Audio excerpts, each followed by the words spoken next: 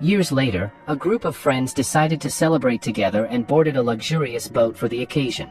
But as soon as they reached the sea, unexpected events began to unfold, causing some of them to fall into the water and struggle to climb back onto the boat. Things became even more dangerous when unknown creatures appeared in the water. This adventurous story starts by introducing several friends who were still unmarried at the time. They used to date each other casually, Amy with a boy named Dan, and Jack with a girl named Lauren. The four of them enjoyed exploring life together, but as time passed, their studies ended, and they became busy with their own lives. Now, years later, everyone had settled down.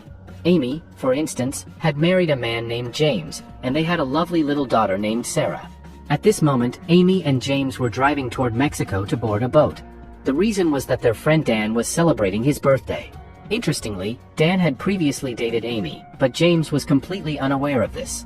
Jack, another friend, had organized the luxurious boat for the party, and everyone headed toward the dock.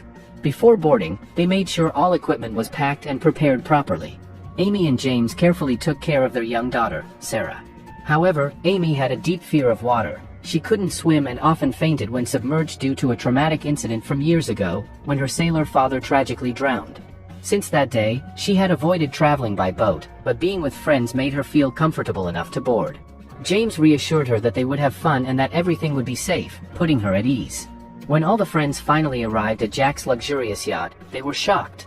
Jack, who came from a middle-class background, somehow owned such an extravagant boat, which puzzled everyone.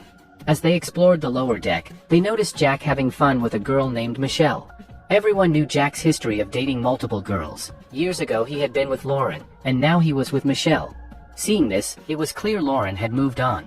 The friends left Jack behind for a moment and went to the upper deck, but soon Jack joined them, overjoyed to reconnect after so many years without contact. The reunion was filled with excitement and nostalgia. Amy and James, curious, asked Jack where he got such a luxurious boat, but Jack evaded the question with playful humor, hinting he was hiding something.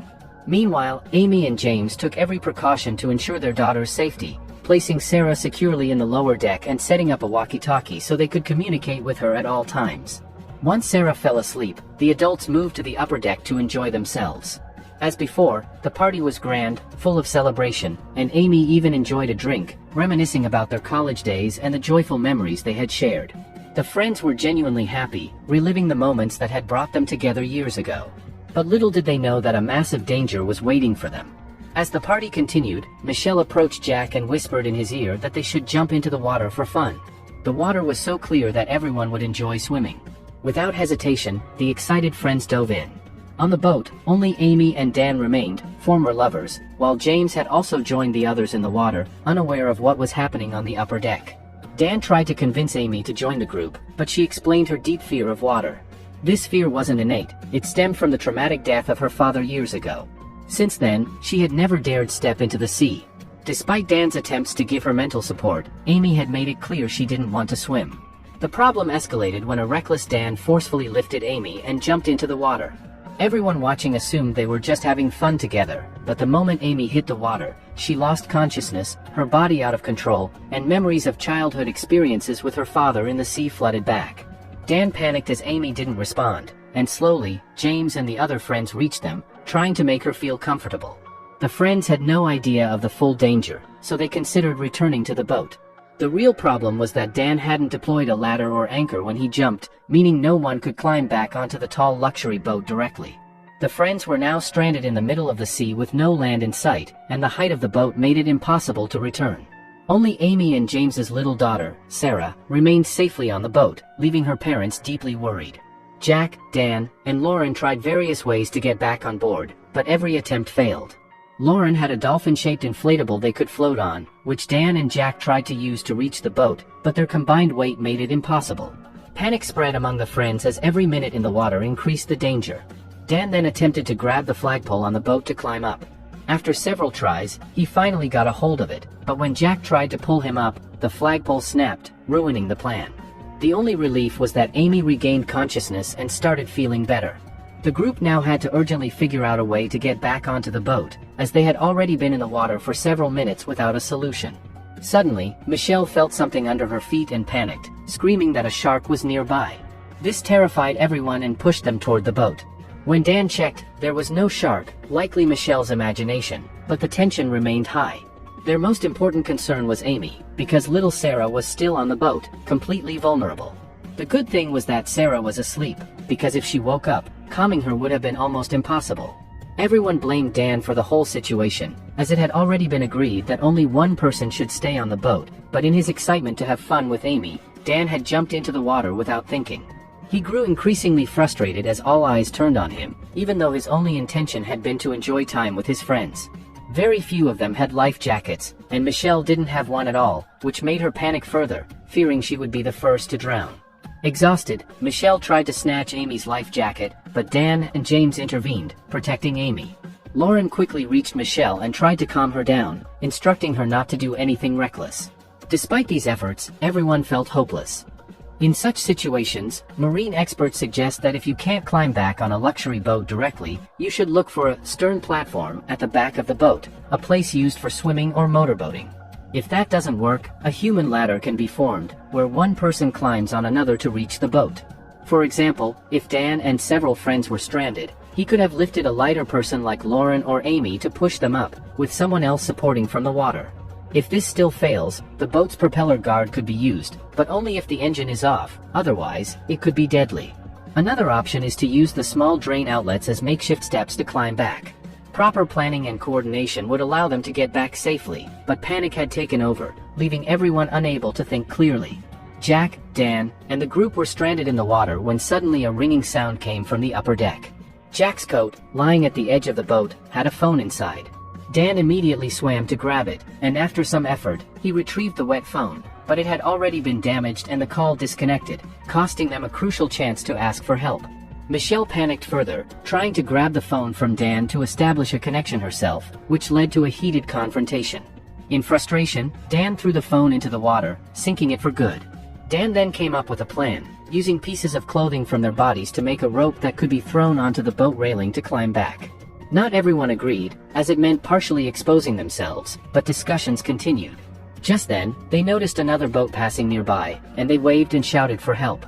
Unfortunately, the boat was filled with tourists who had seen them but could not stop in time to rescue them. The tourists, however, thought the group was simply playing in the water and waving happily, misinterpreting their distress signals as signs of fun.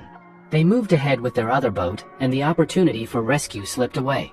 Amy grew increasingly anxious, and the group had no choice but to adopt Dan's plan, removing clothing and tying them together to create a rope to climb back onto the boat.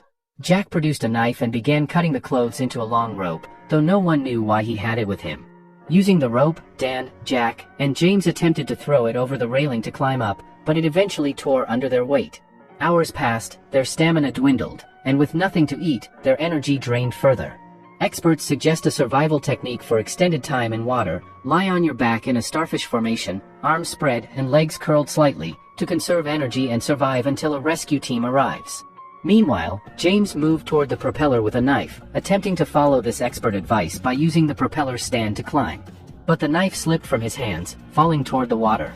He quickly grabbed it but struggled to breathe, and when he pulled himself up, his head struck the heavy propeller, causing a serious injury and internal bleeding. Amy saw blood flowing from his ear, realizing he needed immediate medical attention. James handed the knife to the others, hoping they could use it, but time was running out. Jack quickly grabbed the knife and tried to use it to create a foothold on the boat, unaware that the boat could flood and sink if punctured. Dan rushed to stop him, and a heated argument escalated into a fight between Dan and Jack. Meanwhile, James's condition worsened, and Amy was by his side, trying to help. In the chaos, the knife accidentally pierced Jack's stomach, causing severe bleeding. He was losing strength rapidly, and no medical supplies were available. Dan was shocked, having had no intention of harming Jack. Blood spread into the water, making them even more vulnerable, as predators attracted by the scent could approach at any moment.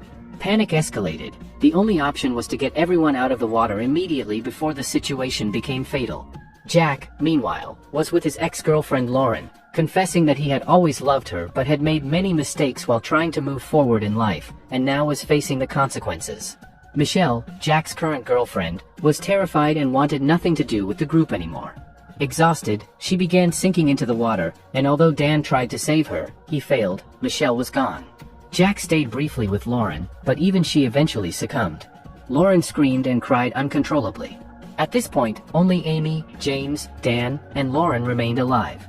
From above, Amy could hear the voice of her daughter, Sarah, on the walkie-talkie. She had woken up, and no one was on the upper deck.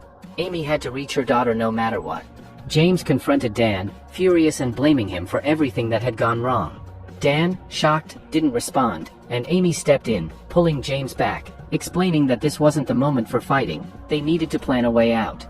In that moment, James realized that Amy and Dan had been in a relationship years ago, which explained why Amy was protecting him.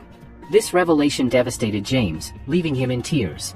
Dan, meanwhile, began crying, realizing the full extent of his mistakes.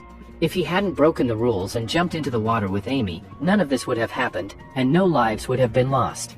He had only wanted to impress Amy and rekindle their relationship, not realizing she had moved on. Now, with 2 people dead, Michelle and Jack, chaos and despair surrounded the remaining friends. Hours passed in the water, with the scorching sun above and cold sea below, causing dehydration and exhaustion. Sarah's cries on the boat came through the radio, and Amy tried desperately to calm her, but she wouldn't stop. After waiting fruitlessly, Lauren decided to attempt swimming to shore to get help. Despite knowing how dangerous it was, no land was visible anywhere. James's condition worsened, repeatedly losing consciousness, and Amy had to tend to him constantly. Finally, Amy considered Jack's earlier plan, creating a hole in the boat with a knife to climb through and seal it afterward to prevent flooding. However, the knife had fallen to the sea during Dan and Jack's earlier fight, meaning it had to be retrieved from the bottom. Dan immediately volunteered to search for it himself, taking responsibility for the task. With Amy and James left on the boat, James weakened dangerously, needing urgent medical attention, and Amy struggled to keep him stable while planning their next move. If he didn't wake up soon, he probably wouldn't survive. Still, Amy did everything she could to keep him conscious, shaking him, calling his name, refusing to let him slip away. Time passed slowly, each minute feeling heavier than the last. Rain began to pour, and though it drenched them completely, it also brought a small blessing: fresh drinking water. It was pure, something they desperately needed. But as Amy sat beside James, watching his still body, she couldn't believe what was happening. She had never imagined that the man she married, the one she had promised to spend her entire life with, would leave her in such a state. The harsh truth hit her like a wave: James was gone. He was dead. Amy broke down completely, sobbing uncontrollably, refusing to accept the reality before her eyes. She kept whispering his name, begging him to wake up, convincing herself this couldn't be real. But no matter how hard she cried, nothing changed. James was truly gone. Meanwhile, Dan was fighting his own battle. Desperately, he dove into the murky water again and again, searching for the knife that might give them a chance at survival. Hours passed, but the water was too dark, too cloudy. He couldn't see a thing. Exhaustion and frustration started taking over, while Amy sat helplessly, her eyes red from crying. Still, deep inside, she knew she had to move forward, for her daughter's sake. With trembling hands and a shattered heart, Amy finally made the hardest decision of her life. She pushed James's lifeless body away, letting it drift slowly into the distance. Tears streamed down her face as the reality sank in. All she could think now was that she had to save her child, no matter what. But fear began to take over again. Amy didn't know what to do, or how she'd even survive this. Her husband was dead, and she felt the same fate waiting for her and her daughter. The gentle rain soon turned into a violent storm. Giant waves crashed against their boat, and thunder roared through the night sky. Just then, Dan suddenly surfaced from the water, battered, injured, gasping for air. Despite all his efforts, he hadn't found the knife. It seemed their fate was sealed. They might both die out there. Amy rushed to grab him, pulling him toward the boat. Now, they were the only 2 left alive. They didn't even know if Lauren, the one who had gone to seek help, was still alive or not. Reaching the boat, Dan, weak but determined, took off his glasses, gritted his teeth, and began slamming them repeatedly against the boat's surface, trying to puncture a small hole, anything that could help them escape, even without a knife. He hit it again and again, his hands trembling from the effort. But it was useless. The boat wouldn't break. Instead, the sharp edges of the glass cut deeply into his hand, leaving him bleeding and exhausted. That attempt had been useless too. Nothing they tried was working. Amy kept checking every corner of the boat, running her hands along the edges, searching desperately for some weak spot where they could punch through and climb out, but there was nothing. No sign of escape. It was impossible to tell if they would even survive this ordeal. Dan, his hand bleeding from a deep gash, still refused to give up. Gritting his teeth, he snapped his glasses in half, fashioning a jagged, makeshift weapon. Spotting a small, softer section of wood on the boat's interior, he raised the shard high and drove it down with all his strength. The sharp point bit into the wood, cracking it open. Finally, a gap formed. It wasn't big, but it was enough to wedge a grip, enough for them to pull themselves up. Dan immediately called to Amy, who was on the other side. Relief flickered in their eyes. They finally had something to hold on to. Dan explained quickly, his voice urgent over the sound of the storm, "Climb on my shoulders first. Then grab the railing. We'll make it out together." It sounded simple. But when Amy placed her foot on Dan's back and tried to haul herself up, the rain-slicked wood betrayed her. She slipped again and again, crashing down each time. They tried over and over, their hands raw, their bodies trembling, but nothing worked. Meanwhile, Dan's wound kept tearing open, blood mingling with the rain. Yet he never once told her to stop. He kept steady, whispering her daughter's name, Sarah, reminding Amy what she was fighting for. That single word gave Amy strength. Thinking of her child lit a fire inside her. With a last burst of determination, she tried one more time, pushing past the pain, the fear, the cold. And this time, her hands caught the railing. She clung tightly, hauling herself up as Dan pushed from below. With sheer grit, she climbed over the edge of the boat.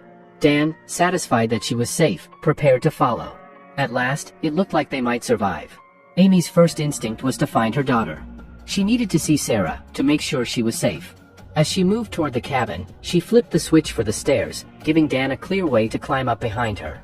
He had a chance now, he could save himself. But instead, Dan hesitated. A storm of thoughts raged inside him. The weight of guilt bore down heavier than the water around him. He thought about all the lives lost, all the people who had died because of his mistakes. He couldn't shake it. Even if he survived, he'd spend the rest of his life drowning in that guilt. In his mind, he didn't deserve to live. So, when the moment came, Dan didn't climb. He let go, slipping back into the water, vanishing beneath the waves. Amy reached her daughter at last, gathering Sarah into her arms, whispering soothing words as she held her close. Relief washed over her. Her little girl was alive. She was safe. Whatever it took, Amy was determined to get her out of there, to give her a future. After a while, Amy began to feel uneasy. Something was wrong. Dan still hadn't climbed back onto the boat. Calling out his name, she stepped toward the edge, scanning the fog-covered water. But there was no sign of him anywhere. Panic started to rise in her chest as she shouted louder and louder for him. Then suddenly, she saw it, Dan's head floating just above the surface. In that instant, Amy realized the horrifying truth. Dan had decided to end his own life. Without a second thought, Amy grabbed an air jacket and threw it toward him, hoping he'd hold on. But from the look of it, it was clear, Dan didn't want to be saved. Slowly, he began sinking beneath the waves. Even though Amy had moved on with her life, memories of the moments she'd shared with Dan flooded her mind. And now, the same Amy who had always been terrified of water, found herself gathering every ounce of courage she had left. Ignoring her fear, she dove straight into the cold, dark water to save him. As she swam, flashes of her past came rushing back, her father teaching her how to swim, his laughter, his encouragement. Even though he was gone now, his words echoed in her head, pushing her forward. "Don't give up, Amy." All she could think about was saving Dan. She reached him just as he was about to sink completely, grabbed hold of him, and somehow pulled him up to the surface. Seeing her drag Dan out of the water, it was clear Amy had conquered her greatest fear. She would never be afraid of swimming again. Soon, dawn broke. A fisherman's boat approached, drifting near theirs. The fisherman looked around for a moment, but seeing no one, he eventually left. Later, we find out that Sarah was crying, while Amy stood silently on the deck, staring at the horizon. Then she turned, and there lay Dan, unconscious but alive. Amy had saved his life. Now, with the boat still intact, they finally had a way to escape. And that's where this painful yet powerful story comes to an end.